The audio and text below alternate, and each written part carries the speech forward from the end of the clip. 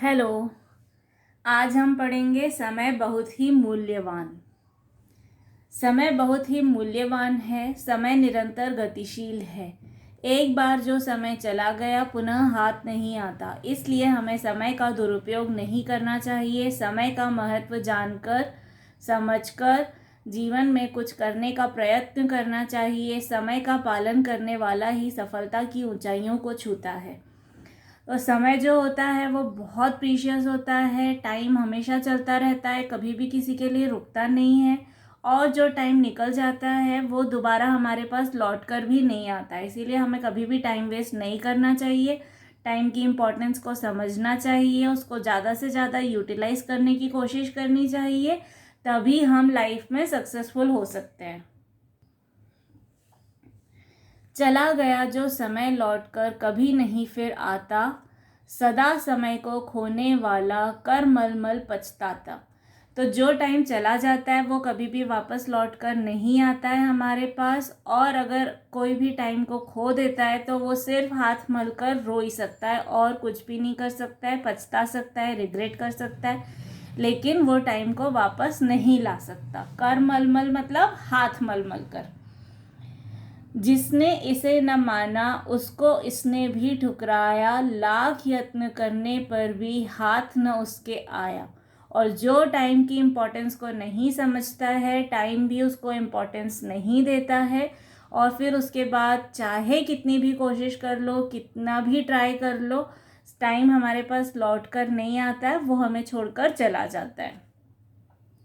हो जाता है एक घड़ी के लिए जन्म भर रोना, समय बहुत ही मूल्यवान है, व्यर्थ कभी मत खोना।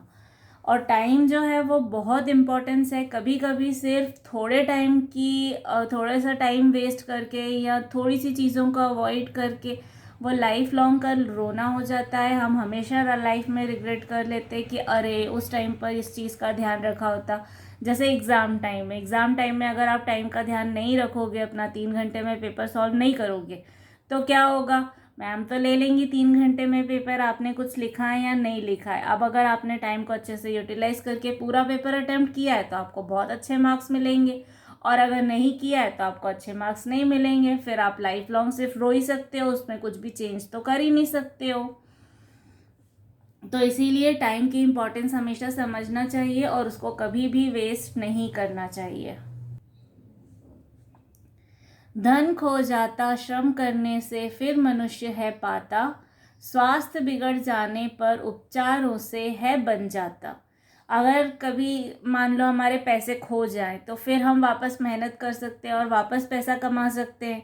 अगर मान लो कभी हमारी तबीयत खराब हो जाए तो फिर हम इलाज कर सकते हैं, ट्रीटमेंट से हमारी हेल्थ जो है वो वापस पहले जैसी हो सकती है।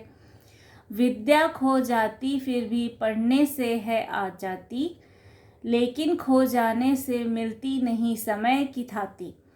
और कभी मान लो अगर कभी हमारी एजुकेशन का लॉस हुआ तो फिर पढ़ाई करने से वापस हमको विद्या भी मिल जाती है, लेकिन अगर टाइम एक बार निकल गया तो वो टाइम हमें कभी भी वापस नहीं मिलता है। जीवन भर भटको छानो दुनिया का कोना कोना, समय बहुत ही मूल्यवान है, व्यर्थ कभी मत खोना। लाइफ लॉन्ग हमें रोम करना चाहिए और नई चीज़ें एक्सप्लोर करते रहना चाहिए, दुनिया का कोना कोना घूमना चाहिए।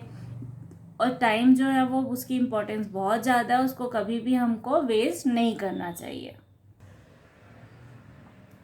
रहती थी बापू की कटी में हरदम घड़ी लटकती, उन्हें एक क्षण की बर्बादी थी अत्यधिक खटकती। अब बापू यहाँ पे बोला जा गया है national father Mohandas Karamchand Gandhi, that is Mahatma Gandhi को।